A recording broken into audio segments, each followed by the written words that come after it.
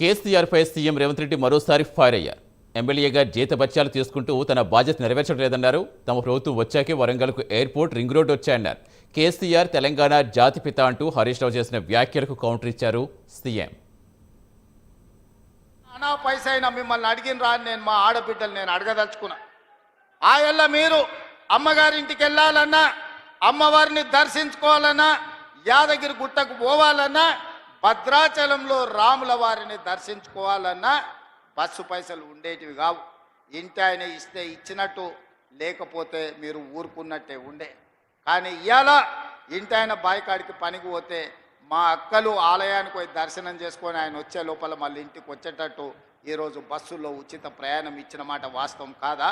ఇవాళ నేను అడుగుతున్న మా ఆడబిడ్డల్ని, 200 యూనిట్లు మీ ఇళ్లలో ఉండే కరెంటు ఉచితంగా ఇస్తున్నామా లేదా? ఇవాళ తెలంగాణ రాష్ట్ర ప్రజలకు నేను చెప్పదలుచుకున్నా, 200 యూనిట్లు ఉచిత కరెంటు పేదవాళ్లకు, 50 లక్షల కుటుంబాలకు ఈనాడు తెలంగాణ రాష్ట్ర ప్రభుత్వం పేదవాళ్లకు అందుబాటులోకి తీసుకొచ్చిన మాట వాస్తవం కాదా? ఇవాళ అప్పుల పాలైన తెలంగాణలో 24 గంటల ఉచిత విద్యుత్తు రైతాంగానికి అందిస్తున్న మాట వాస్తవం కాదా? అదే 3 ఏళ్లనే కట్టుడు, 3 ఏళ్లనే కూలుడు జరిగిపోయింది. ఇప్పుడు ఆ కూలిన దాన్ని మొత్తం తీసేయాలంటే మళ్ళా ప్రభుత్వానికి 1000 కోట్ల రూపాయలు ఖర్చు అయ్యే పరిస్థితి వచ్చింది. ఆయన తీసుకొచ్చి అప్పచెప్పిన దరిద్రం అది కాళేశ్వరం కాదు, అది కూలేశ్వరం అని చెప్పి ఈరోజు నేను మిత్రులకు చెప్పదలుచుకున్నా. ఇవాళ ఆయన గొప్పలు చెప్తున్నాడు, మీరు ప్రాజెక్టులు కట్టినరా, కేసీఆర్ గారు ప్రాజెక్టులు కట్టినరు, రిజర్వాయర్లు కట్టిరని. తాటి చెట్టు అంతా పెరిగిండు కానీ ఆవకాయ అంతా కూడా ఆయన మెదడులో తెలివితేటలు ఉన్నట్టు నాకు అనిపిస్తలేదు. శ్రీరామ్ సాగర్ 100 టీఎంసీల ప్రాజెక్ట్ ఎవరు? మీ తాత కట్టిండా? శ్రీశైలం ప్రాజెక్టులో 300 టీఎంసీలు నిల్వ మీ ముత్తాత చేసిండా? నాగార్జున సాగర్లో 200 పైచిల్కు టీఎంసీల నీళ్ళ ప్రాజెక్టు ఎవరు కట్టిండ్రని నేను హరీష్ రావు గారిని అడగదలుచుకున్నా. జూరాల కావచ్చు, భీమా కావచ్చు, నెట్టంపాడు కావచ్చు, కోయిల్ సాగర్ కావచ్చు, లేకపోతే దేవాదుల కావచ్చు, లేకపోతే ఇందిరా సాగర్, లేకపోతే రాజీవ్ సాగర్ ప్రాజెక్టులను ఆనాడు కాంగ్రెస్ పార్టీ మొదలుపెట్టినాయి కాదా? ఆనకట్ట మీద మాట్లాడతామా, జూరాల మీద మాట్లాడతామా, భీమా మీద మాట్లాడతామా, నెట్టంపాడు మీద మాట్లాడతామా, కోయిల్ సాగర్ కట్ట మీద మాట్లాడతామా, రాజోలి బండ డైవర్షన్ స్కీమ్ దగ్గర మాట్లాడదామా, లేకపోతే మంజిరా పరివాహక ప్రాంతంలో మాట్లాడదామా? చంద్రశేఖరరావు గారు, వీళ్ళని కాదు, నువ్వు రా, నువ్వు వస్తే నీకు తెలుస్తుంది మేమేం చేసినాం, మీరేం చేసినాం. తెలిసి తెలవక ఉడికిందో ఉడకక ఉరుకులాడుతున్నారు నీ అల్లుడు, నీ కొడుకు. వాళ్లకు పిల్లకాకులకేం తెలుసు, ఉండేలు దెబ్బ అని వెనకడికి చెప్పారు. నీకు తెలుసు కదా మా దెబ్బ ఎట్లుంటుందో, కాంగ్రెస్ పార్టీ కార్యకర్తల దెబ్బ. 2023 డిసెంబర్ 3 నాడు చూసినావు కదా మా కార్యకర్తల దెబ్బ. అందుకే ఇవాళ ఆయన మొహం జల్లక ఫామ్ హౌస్లో దాచుకొని ఇవాళ వీళ్ళను ఉసిగొల్పుతున్నాడు. ఏమన్నా అంటే పెద్ద మనిషిని అట్లా అంటారా అంట. పెద్ద మనిషిలాగా వ్యవహరించాలి కదా అని నేను అంటున్నాను. ఆయన అనుభవాన్ని తెలంగాణ కోసం వాడా? అధికారం పోతే బయటికి రాడా? బయటికి రానప్పుడు ప్రతిపక్ష హోదా ఎందుకు? 58 లక్షల జీతం ఎందుకు? 15 నెలల చంద్రశేఖరరావు గారికి తెలంగాణ రాష్ట్ర ప్రభుత్వం 58 లక్షల రూపాయల జీత భత్యాలు ఇచ్చి వందలాది మంది పోలీసుల పహారను వారికి కల్పించింది. ఉద్యోగానికి రాకుండా జీత భత్యాలు 15 నెలలు తీసుకునేది ఎక్కడైనా ఉన్నదా? ఈ వెసులుబాటు ఎక్కడైనా ఉన్నదా అని నేను అడుగుతున్నా. మీడియా మిత్రులను కూడా అడుగుతున్నా, వారం రోజులు మీరు రిపోర్టు చేయకపోతే మీ యజమానులు ఊరుకుంటారా? ప్రతి నెల క్రమం తప్పకుండా జీత భత్యాలు తీసుకుంటున్న చంద్రశేఖరరావు గారు, మీరు ఫామ్ హౌస్లో వండుకొని ఏం సందేశాన్ని ఇవ్వదలుచుకున్నారు? అధికారం ఉంటే ఉంటా, లేకపోతే అలిగి పండుకుంటా అనేదా మీ విధానం అని నేను అడుగుతున్నా. మీకు అనుభవం ఉందంటున్నారు, మీకు అపారమైన జ్ఞానం ఉందంటున్నారు, 80,000 పుస్తకాలు చదివిన విజ్ఞాన గని మీరు అంటున్నారు. మీ అనుభవము, మీ విజ్ఞానము తెలంగాణ ప్రజల కోసం ఉపయోగించరా అని నేను అడుగుతున్నా. మీరైతే 1,00,000 కోట్ల రూపాయలు సంపాదించుకున్నారు, టీవీలు పెట్టుకున్నారు, పేపర్లు పెట్టుకున్నారు, ఫామ్ హౌస్లు కట్టుకున్నారు. నువ్వు గజ్వేల్లో కట్టుకుంటే నీ కొడుకు జన్వాడలో కట్టుకున్నాడు, నీ అల్లుడు మొయినాబాద్లో కట్టుకున్నాడు, నీ బడ్డ శంకర్పల్లి దగ్గర ఫామ్ హౌస్లు 100 ఎకరాలలో కట్టుకున్నారు. మరి తెలంగాణ ప్రజలు ఉన్న భూములు అమ్ముకొని ఆత్మహత్యలు చేసుకుంటుంటే ఈ ట్రిక్ ఏదో మాకు చెప్పరా? తెలంగాణ ప్రజలకు ఆయన ఏదో క్యాప్సికమ్ పండిస్తేనే ₹1 కోటి ఎకరాకు వస్తుంది అన్నాడు. ఆ టెక్నిక్ ఏదో తెలంగాణ రైతాంగానికి చెప్పవా కేసీఆర్ గారని నేను అడుగుతున్నా.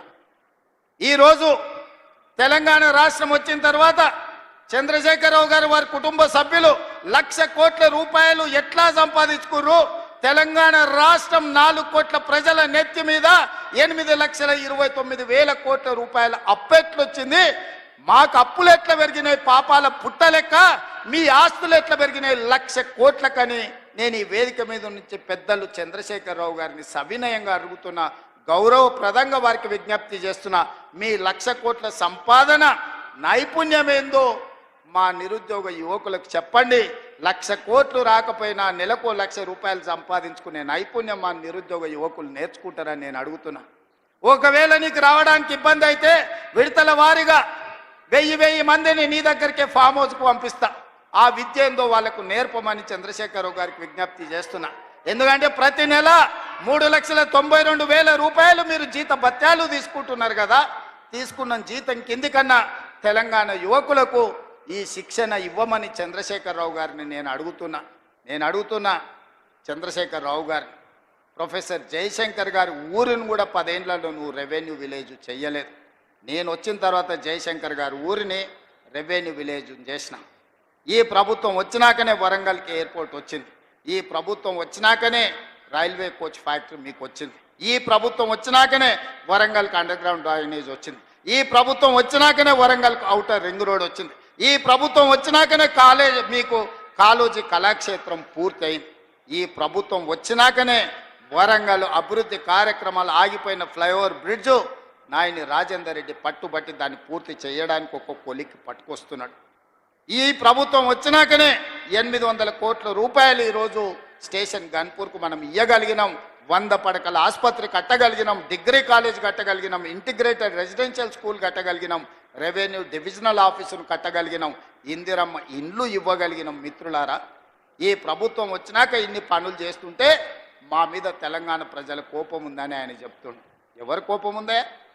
57,000 ఉద్యోగాలు ఇచ్చినందుకు నిరుద్యోగ యువకులకు కోపం ఉందా? 65 లక్షల మంది ఆడబిడ్డలకు పండుగ పూట సారే చీర పెట్టినట్టు ప్రతి సంవత్సరం 2 నాణ్యమైన చీరలను ఆడబిడ్డలను అందించినందుకు, సారే చీర పెట్టినందుకు మా ఆడబిడ్డలకు నా మీద కోపం ఉందా? 1000 ఆర్టీసీ బస్సులను అందించి కోటీశ్వరులను చేసినందుకు మా ఆడబిడ్డల కోపం ఉందా? 1000 మెగావాట్ల సోలార్ విద్యుత్ ఉత్పత్తి ప్లాంట్లను అదాని అంబానీలతో పోటీ పడే విధంగా మా ఆడబిడ్డలని శ్రీమంతులను చేసినందుకు నా మీద కోపం ఉందా? రైతులకు 20,617 కోట్ల రూపాయలు రుణమాఫీ చేసినందుకు నా మీద కోపం ఉందా? దేనికోసం కోపం ఉంది?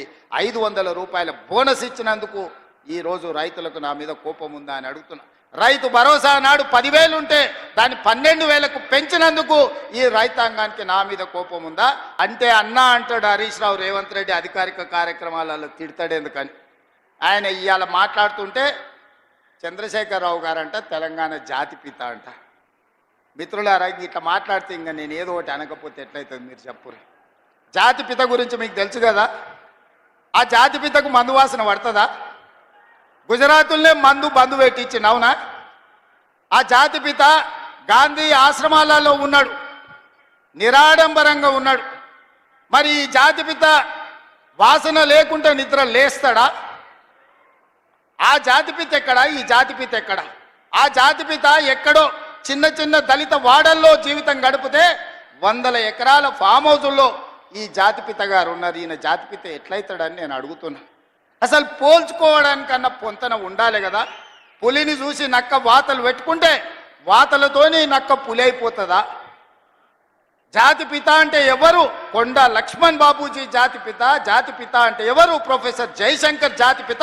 ఏ పదవి లేకుండా సర్వం త్యాగం చేసి ఈ దేశం కోసము, స్వతంత్రం కోసము, తెలంగాణ రాష్ట్రం కోసం సర్వం దారబోసిన కొండ లక్ష్మణ్ బాపూజీను ప్రొఫెసర్ జయశంకర్ తెలంగాణకు జాతిపిత అవుతాడు తప్పితే నోరు తెరిస్తే అబద్ధాలు చెప్పేటోడు, తెలంగాణ రాష్ట్రాన్ని దోసుకున్నాడు, 100 ఎకరాల ఫామ్ హౌజులు కట్టుకున్నాడు, 1,00,000 కోట్ల రూపాయలు సంపాదించుకున్నాడు, టీవీలు పేపర్లు పెట్టుకొని అబద్ధాలను విషప్రచారం చేసేటోడు తెలంగాణ జాతిపిత ఎట్లయితాడని తాటి చెట్టులాగా పెరిగినాయని నేను అడుగుతున్నా. ఇవాళ నేను ఇక్కడున్న యువకుల్ని కూడా అడుగుతున్నా, ఎవడయా జాతిపిత తెలంగాణకు? తాగుబోతాడు జాతిపిత అవుతాడా అని నేను అడుగుతున్నా. త్యాగాలు చేసినోడు తెలంగాణకు జాతిపిత అవుతాడా? తాగుబోతాడు తెలంగాణకు జాతిపిత అవుతాడా అని నేను అడుగుతున్నా. ఒక జయశంకర్, ఒక కొండా లక్ష్మణ్ బాబుజీ తెలంగాణ జాతిపితలు అవుతారు తప్పితే తెలంగాణను జలగల్లాక పట్టి పీడించుకున్నవాడు తెలంగాణ ప్రజల రక్తం దాగినోడు ఎవడు జాతిపిత కాడు. ఇవాళ తెలంగాణ రాష్ట్రం అప్పుల ఊబిలో కూరుకుపోయింది. ఆయన గారు చేసిన అప్పులకు 88,000 కోట్ల అస్సలు కట్టినా, 64,000 కోట్ల మిత్తి కట్టినా, 1,53,000 కోట్లు 15 నెలల్లో కట్టాల్సిన పరిస్థితి వచ్చిందంటే ఎంత దారుణమైన పరిస్థితి తెలంగాణ రాష్ట్రం ఉందో మీరు ఆలోచన చేయండి. తండ్రి కొడుకులు అంటారు అప్పులుంటే బయటికి చెప్తారా, మళ్ళీ అప్పు ఎట్లా పుడుతుందని.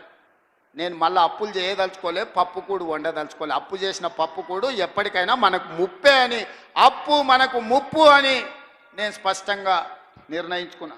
అందుకే కూడ తీసుకొని తెలంగాణ రాష్ట్ర ఆదాయం పెంచుకొని ఆదాయాన్ని పెంచాలి, పేదలకి పంచాలి అన్న ఆలోచనతోని రాష్ట్ర ప్రభుత్వాన్ని ముందుకు నడిపించదలుచుకున్నాం.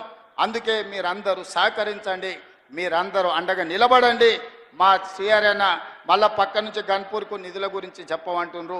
తప్పకుండా దీనికి సంబంధించిన అన్నీ మళ్ళీ నేను నిదానంగా వారితో మాట్లాడి ఇస్తా. ఎందుకంటే మిగతా ఎమ్మెల్యేలు కూడా ఉన్నారు, వాళ్ళందరూ నా దిక్కు కోపంగా చూస్తున్నారు. అన్నీ శ్రీహరన్నకే ఇస్తే మాకు మరి మా సంగతి ఏందని. అదేవిధంగా రాంపూర్ డంప్ యార్డ్ గురించి కూడా శ్రీహరన్న పక్క నుంచి మా కావ్యమ్మ చెప్పినట్టుంది కాగితం రాసిస్తున్నాడు. తప్పకుండా డంపింగ్ యార్డ్ నుంచి మొదలు పెడితే స్టేషన్ గన్పూర్లో ఉండే సమస్యల్ని పరిష్కరించే బాధ్యత నాది. మిత్రులారా, ఎర్ర టెండున్నా మీరు అందరు కూడా ఇక్కడికి వచ్చిండ్రు. మీ ఆశీర్వాదం, మీ అండ ఉండాలి. 10 ఏళ్ళు ఏలినోళ్ళు 10 నెలలకే మమ్మల్ని దిగిపోమంటారు. 5 ఏళ్ళ కోసం కదా కుర్చీ ఇచ్చింది మీరు.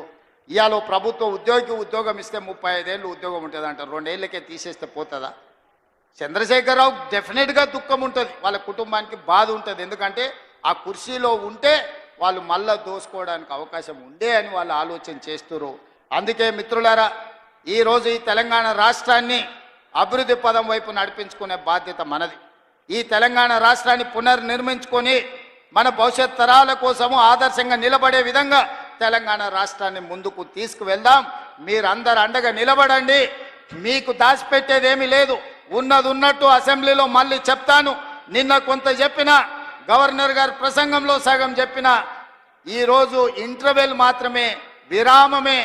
మళ్ళా బడ్జెట్ పెట్టినాక 19-20 తారీఖులో మిగతా కథంతా మొత్తం చెప్తా. రాష్ట్రంలో ఉన్న కేసీఆర్ చేసిన పాపాల చిట్ట విప్పుతా. మీరందరూ వినండి. ఖచ్చితంగా తెలంగాణ రాష్ట్రాన్ని బాగు చేద్దాం. మనమే చేసుకోవాలి, మనమే నడుము బిగించాలి.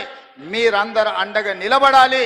ఇంత మంచి కార్యక్రమాన్ని ఏర్పాటు చేసి మిమ్మల్ని అందరినీ కలవడానికి ఒక అవకాశం కల్పించిన పెద్దలు కడియం శ్రీహరి గారికి, ఇన్ఛార్జ్ మినిస్టర్ పొంగులేటి శ్రీనివాసరెడ్డి గారికి, అదేవిధంగా వేదిక మీద స్టేషన్ గన్పూర్ కాంగ్రెస్ పార్టీ నాయకులు, గ్రామస్థాయి నాయకులు, మండల స్థాయి నాయకులు, నియోజకవర్గ స్థాయి నాయకులు, జిల్లా నాయకులందరూ కూడా వేదిక మీద ఉన్నారు. వాళ్ళందరి పేర్లు నేను తీసుకోలేకపోయినా పేరున వాళ్ళకి మనస్ఫూర్తిగా ధన్యవాదాలు తెలియజేస్తున్నా.